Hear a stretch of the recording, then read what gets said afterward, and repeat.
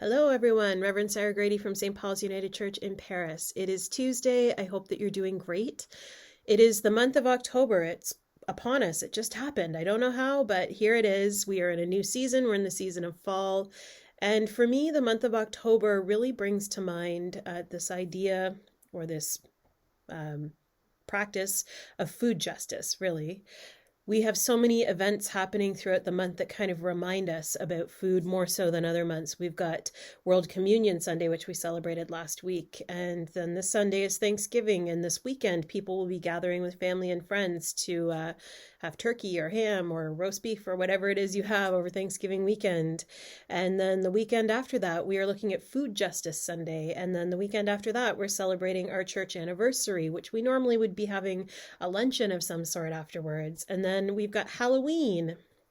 So, all of these things associated with food. And I know for our congregation, and I'm sure if you are a member of another congregation watching this, you know this, the thing that people are really missing the most about church, aside from the things that they get out of a service of worship, is the opportunity after that to go eat together, to go downstairs, to have some coffee and some cookies or whatever it is, to just chat and to connect. And there's something different about connecting over food.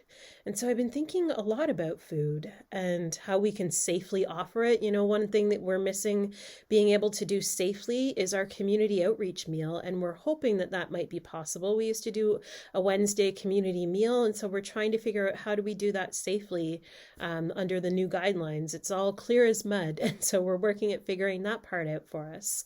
We are taking part this month in the area of food justice in a community food drive. We did this last year with some other local churches and community groups where we collected 18,000 pounds of food, because we have all noticed, all of those outreach groups and churches in this community, a huge uptick in the need for food banks and social service programs and free pantries and food stamps. Like, people have lost jobs. They've lost, if not completely lost a job, lost income through the pandemic. It's just been really hard on our economy and on people's ability to survive through this time. So we're going to be taking part in that community food drive, and there'll be more details coming. If you want to help us out from St. Paul's, we're going to have specific routes to not only drop off flyers, but also do a specific pickup date. So the flyers will start to be handed out on October the 16th and have up until the 19th.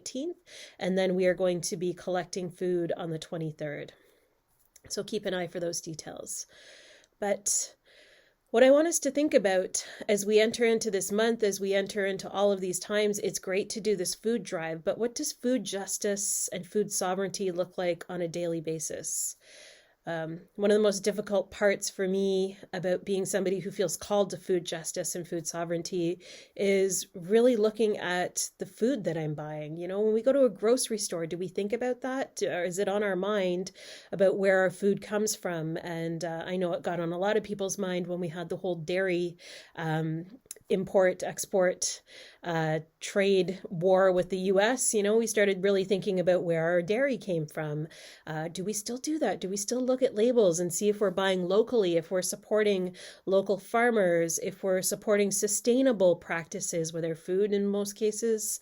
Unfortunately, we're not. And so I just want us to start thinking about that and maybe have some conversations throughout this month about what being called to follow Jesus Christ and his teachings and food practices really encompasses, because it's on my mind.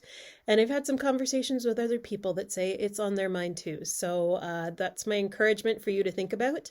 What does food sovereignty look like? How do we make it a daily practice as Christians? And are there any things that come to mind for you that you think we could be doing more of, or in addition to what we're already doing in terms of food justice and food sovereignty?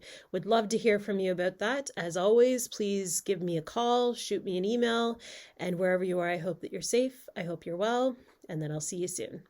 Talk to you later, friends.